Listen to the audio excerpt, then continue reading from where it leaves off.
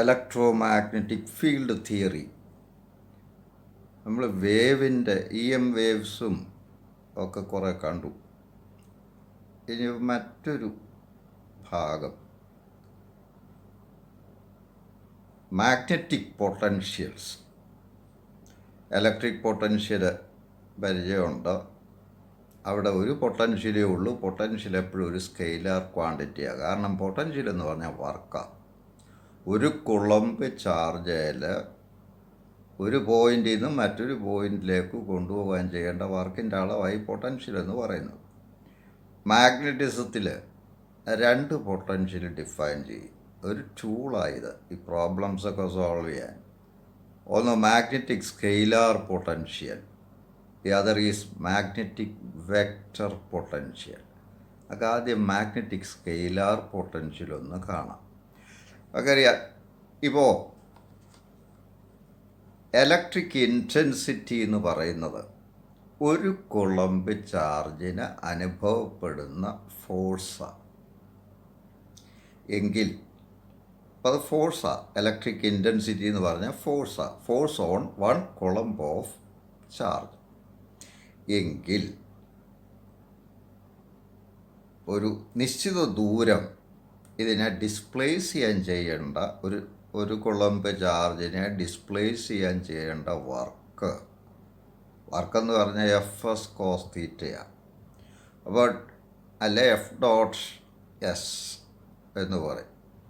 അപ്പോൾ ചെറിയൊരു electric intensity vector എടുത്തു കഴിഞ്ഞാൽ ഒരു കുളമ്പ് ചാർജ് ചെയ്യുന്ന ഒരു കുളമ്പ് ചാർജിന് അനുഭവപ്പെടുന്ന ഫോഴ്സാണ് E എന്ന് പറഞ്ഞു. എങ്കിൽ ഒരു കുളമ്പ് ചാർജിനെ dl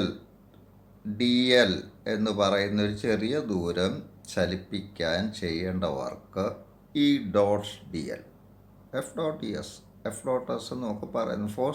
FS cos തീറ്റ. അതുപോലെ ഇവിടെ വരെ എഫിന് വരെ E. അപ്പോൾ E.dl അല്ല dl cos തീറ്റ. എങ്കിൽ ഒരു ക്ലോസ്ഡ് സർക്യൂട്ടിൽ കൂടി ഇതിനെ കറക്കിയെടുക്കാൻ, ഈ ഒരു കുളമ്പ് ചാർജിനെ കറക്കിയെടുക്കാൻ ചെയ്യേണ്ട ആകെ വർക്കിനെ നമുക്ക് കാണാൻ ഇതിനെ അങ്ങ് ഇൻ്റഗ്രേറ്റ് ചെയ്താൽ മതി. Integral over a closed path of E.dl. ചുരുക്കത്തിൽ ഇൻ്റഗ്രൽ E.dl എന്ന് പറഞ്ഞാൽ വർക്ക് പെർ യൂണിറ്റ് ചാർജാണ്. കാരണം ഇത് ഫോഴ്സ് പെർ യൂണിറ്റ് ചാർജ്. അപ്പോൾ ഇത് വർക്ക് പെർ യൂണിറ്റ് ചാർജ്, അതിൻ്റെ ഡയമെൻഷൻ. ഇനി ഈ ക്ലോസ്ഡ് പാത്തിൽ ഒരു ബാറ്ററി ഉണ്ടെങ്കിൽ ഈ ബാറ്ററിയുടെ EMF ആയിരിക്കും E. ഇത് നമ്മൾ നേരത്തെ മാക്സ്വെൽസ് ഇക്വേഷൻ ഫോം ചെയ്യാനായിട്ട് ഇത് ഉപയോഗിച്ചിട്ടുള്ളതാണ്. അപ്പോൾ ഇൻ്റഗ്രൽ E.dl ഒരു നമ്മൾ ഉപയോഗിക്കുന്ന ക്ലോസ്ഡ് പാത്തിൽ EMFൻ്റെ ഒരു സോഴ്സ് ഉണ്ടെങ്കിൽ, ബാറ്ററി ഉണ്ടെങ്കിൽ ഈ കാണുന്നത് ഈ ബാറ്ററിക്ക് ചെയ്യാൻ കഴിയുന്ന വർക്കാണ്. ബാറ്ററിയായി വർക്ക് ചെയ്ത് ഈ ചാർജിനെ ഈ ക്ലോസ്ഡ് പാത്തിൽ കൂടെ വിടുന്നത്. അപ്പോൾ integral E.dl over a closed path if the path contains a source of EMF epsilon E, italics E, this must be equal to E. EMF എന്ന് പറഞ്ഞാൽ വർക്ക് ഡൺ ഓൺ 1 കുളമ്പ് ഓഫ് ചാർജാണ്. അപ്പോൾ ഇത് EMFൻ്റെ ഡെഫിനേഷൻ. നേരെ മറിച്ച് നമ്മൾ കൺസിഡർ ചെയ്യുന്ന പാത്തിൽ സോഴ്സ് ഓഫ് EMF ഇല്ല. ഒരു യൂണിഫോം ഫീൽഡായി കാണിച്ചിരിക്കുന്ന ഈ ഇൻറ്റൻസിറ്റി ഉള്ള ഒരു യൂണിഫോം ഫീൽഡ്, ഈ ഫീൽഡിൽ കറക്കിയെടുക്കുന്ന ഒരു പാത്തായി, ഒരു ക്ലോസ്ഡ് പാത്തായി കാണിക്കുന്നത്. ഇതിൽ കൂടെ E.dl കണ്ടുപിടിച്ചാൽ അത് 0യാണ്. കാരണം ഇലക്ട്രിക് ഫീൽഡ് കൺസർവേറ്റീവാണ്. സ്റ്റാർട്ടിംഗ് പോയിന്റിൽ തന്നെ തിരിച്ച് കൊണ്ടുവന്ന് കഴിയുമ്പം നെറ്റ് ഡിസ്പ്ലേസ്മെൻറ്റ് 0. ഗ്രാവിറ്റിയുടെ കാര്യം പറയുന്ന പോലെ നെറ്റ് വർക്ക് 0യാണ്. അപ്പോൾ അങ്ങനെയുള്ള ലാമെല്ലാർ ഫീൽഡ് എന്നൊക്കെ പറയുന്നത്. അപ്പോൾ ഈ ക്ലോസ്ഡ് പാത്തിൽ EMFൻ്റെ സോഴ്സ് ഒന്നും ഇല്ലെങ്കിൽ ഇൻ്റഗ്രൽ E.dl 0യാണ്. ഇതുപോലെ സ്റ്റാറ്റിക് ചാർജ് ഒരെണ്ണം ഉണ്ട്. അതിന് ചുറ്റുമോ അതിൻ്റെ സമീപത്തോ എവിടെ ക്ലോസ്ഡ് പാത്ത് എടുത്താലും ഇതുപോലെ എടുത്താലും, അതായത് സോഴ്സ് ഓഫ് EMF ഇല്ല എങ്കിൽ തീർച്ചയായിട്ടും ഇൻ്റഗ്രൽ E.dl വിൽ ബി 0. ഇവിടെ സ്റ്റോക്സ് ലോ അപ്ലൈ ചെയ്യാം. ലൈൻ ഇൻ്റഗ്രലിനെ സർഫസ് ഇൻ്റഗ്രലാക്കുന്നതാണല്ലോ സ്റ്റോക്സ് തിയറം. സ്കൾ surface integral of curl is equal to line integral or line integral equals surface integral of curl. അപ്പോൾ left side ഇങ്ങനെ വരും, surface integral of del cross E dot D S equal 0 or del cross E equal 0. ഇത് സംഭവിക്കുന്നത് എപ്പോഴാണെന്ന് പറഞ്ഞു. നമ്മൾ consider ചെയ്യുന്ന പാത്തിൽ source of E M F ഒന്നും ഇല്ല എങ്കിൽ. ഇനി ഒരു ഐഡൻറ്റിറ്റി ഉണ്ട്. എപ്പോഴും curl of a gradient is always 0. കേളെന്ന് പറഞ്ഞാൽ ഇതൊക്കെ നേരത്തെ ചർച്ച ചെയ്താൽ കേളെന്ന് പറഞ്ഞാൽ ഒരു ഐഡൻറ്റിറ്റിയാണ്. കേളെന്ന് പറഞ്ഞാൽ റൊട്ടേഷനുമായിട്ട് ബന്ധപ്പെട്ട, ഗ്രേഡിയൻ്റ് എന്ന് പറഞ്ഞാൽ ഈ സ്ട്രെയിറ്റ് ലൈനിൽ കൂടെയുള്ള പോക്കുമായിട്ട് ബന്ധപ്പെട്ടതാണ്. അപ്പോൾ കേൾ ഓഫ് ഗ്രേഡിയൻ്റ് എപ്പോഴും സ്കെയിലാർ ഫങ്ഷനാണ് പറയുന്നത്. ഇതെല്ലാം നേരത്തെ സ്റ്റാർട്ടിങ് ഞാൻ പറഞ്ഞിട്ടുണ്ട്. അപ്പോൾ curl of gradient is always 0. ഇവിടെ ഇപ്പോൾ ഡെൽ ക്രോസ് ഈ 0 എന്ന് കിട്ടിയാൽ അതിൻ്റെ അർത്ഥം E can be written as the gradient of a scalar point function. That is E equals minus del V, gradient of V. Minus sign കൊടുക്കുന്നത് കൺവെൻഷനലായിട്ട് പ്രോബ്ലത്തിൽ നമ്മുടെ ഡെഫിനിഷൻ, ബേസിക് ഡെഫിനിഷൻ അതിനനുസരിച്ചാണ് കൊടുത്തിരിക്കുന്നത്. കാരണം യൂണിറ്റ് നമ്മുടെ ടെസ്റ്റ് ചാർജ് ആ ഫീൽഡിൻ്റെ പ്രോബായിട്ട് ഉപയോഗിക്കുന്നത്, ഫീൽഡിൻ്റെ സ്ട്രെങ്ത് അളക്കാനൊക്കെ ഉപയോഗിക്കുന്നത് ഒരു ടെസ്റ്റ് ചാർജ് എപ്പോഴും പോസിറ്റീവ് ചാർജ്. അതിനെ അനുസരിച്ച് എല്ലാ പ്രോബ്ലത്തിനും ഒരു യൂണിഫോമിറ്റി വരാനായിട്ട് ഇൻ്റർനാഷണലായിട്ട് ഒരുപോലെ ഐഡൻറ്റിക്കൽ ആകാൻ വേണ്ടി നമ്മൾ കൊടുത്തിരിക്കുന്നതായി മൈനസ് സൈൻ. കൂടുതൽ മനസ്സിലാക്കണമെങ്കിൽ ഇത് ബേസിക് വല്ലതും കാണണമെന്നുണ്ട്. എൻ്റെ +2 ഇലക്ട്രോസ്റ്റാറ്റിക് പോസ്റ്റിങ്സ് എടുത്ത് നോക്കി, അത് പ്ലേ ലിസ്റ്റിലുണ്ട്, നോക്കി മനസ്സിലാക്കാം. ഞാനവിടെ ഇതൊക്കെ വൃത്തിയായിട്ട് ചെറിയ സിമ്പിൾ ലാംഗ്വേജിലൊക്കെ പറഞ്ഞിട്ടുണ്ട്. അപ്പോൾ ഡെൽ ക്രോസ് ഇ 0 എന്ന് കിട്ടിയ എൻ്റെ അർത്ഥം E is equal to gradient of a scalar point function or scalar function. Negative ഞാൻ പറഞ്ഞൊരു കൺവെൻഷൻ സൈനാണ്. ഈ വിക്ക് പറയുന്ന പേര് ഇലക്ട്രിക് പൊട്ടൻഷ്യൽ. ഇതുപോലെ അപ്പോൾ ശ്രദ്ധിക്കുക, ലാമെല്ലാർ ഫീൽഡിൽ ഇത് ഒരു കൺസർവേറ്റീവ് ഫീൽഡിൽ അതിപ്പോൾ ഗ്രാവിറ്റേഷനിലായാലും ഒക്കെ നമ്മൾ പൊട്ടൻഷ്യൽ നമുക്കുണ്ട്, അത് സ്കെയിലാർ ക്വാണ്ടിറ്റിയാണ്. മാഗ്നറ്റിക് ഫീൽഡിൽ നമ്മൾ ആംപിയേഴ്സ് സർക്യൂട്ട് ലോ പഠിച്ചിട്ടുണ്ട്. Del cross H equals J. ഒരു ക്ലോസ്ഡ് പാത്ത്, ഒരു കറണ്ട് കണ്ടക്റ്റിംഗ് വയറിന് ചുറ്റും ഒരു ക്ലോസ്ഡ് പാത്ത് എടുത്താൽ ആ ക്ലോസ്ഡ് പാത്തിൽ കൂടുള്ള line integral of H dot D L is equal to current passing through the crossing the surface bounded by the closed path. Ampere's law ഞങ്ങൾ posting ഇട്ടിട്ടുണ്ടല്ലോ ആദ്യം.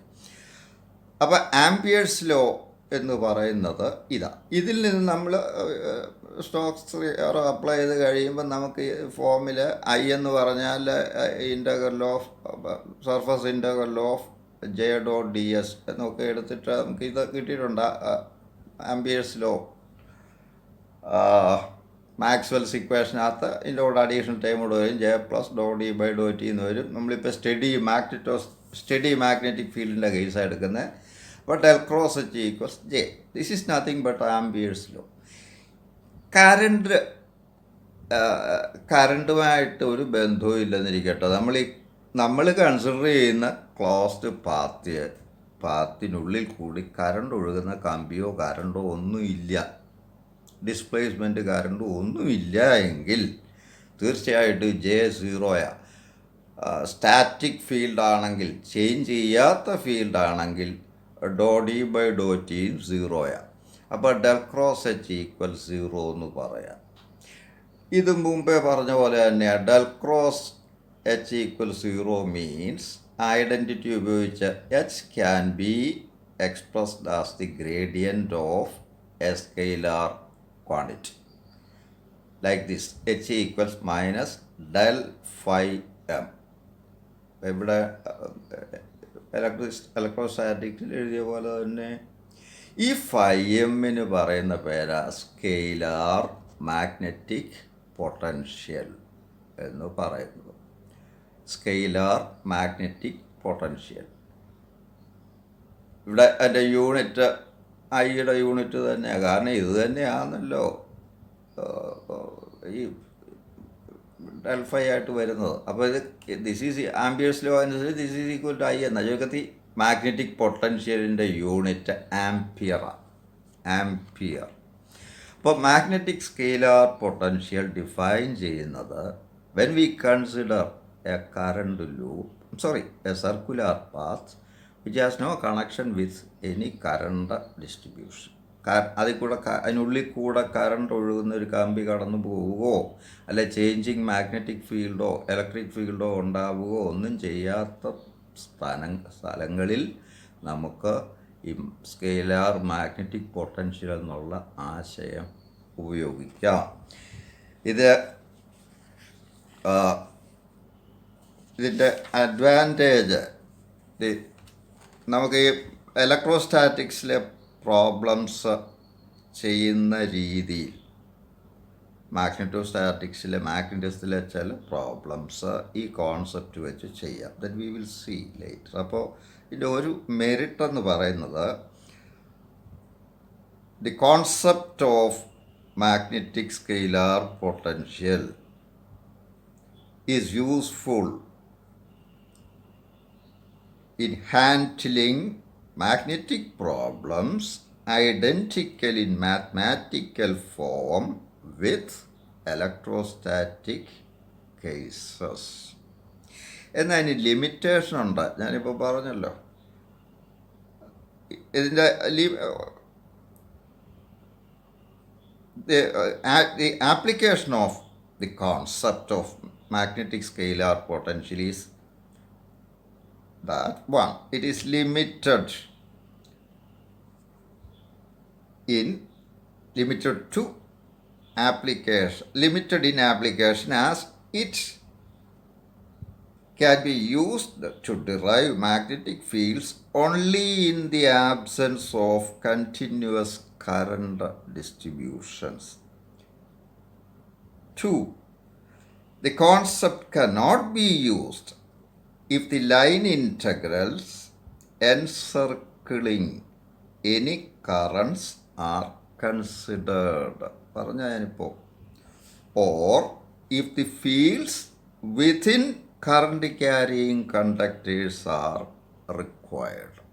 കറണ്ട് ഒഴുകുന്ന കമ്പിക്കുള്ളിലെ മാഗ്നറ്റിക് ഫീൽഡ് കണ്ടുപിടിക്കാനൊന്നും ഈ potential concept ഉപകരിക്കില്ല. കാരണം അതിനകത്ത് current density ഉണ്ട്. J അപ്പോൾ 0 ആവില്ല. ജെ 0 ആയില്ലേ മാഗ്നറ്റിക് സ്കെയിലാർ പൊട്ടൻഷ്യൽ ജെ 0 ആക്കിക്കൊണ്ടാണല്ലോ നമ്മൾ ഡിഫൈൻ ചെയ്തത്.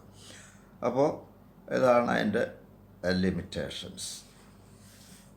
ഇനി നമുക്ക് മാഗ്നറ്റിക് വെക്റ്റർ പൊട്ടൻഷ്യൽ കാണണം. എന്നിട്ട് അതിൻ്റെ ചില കാര്യങ്ങളിലേക്ക് നീങ്ങുക. Thank you.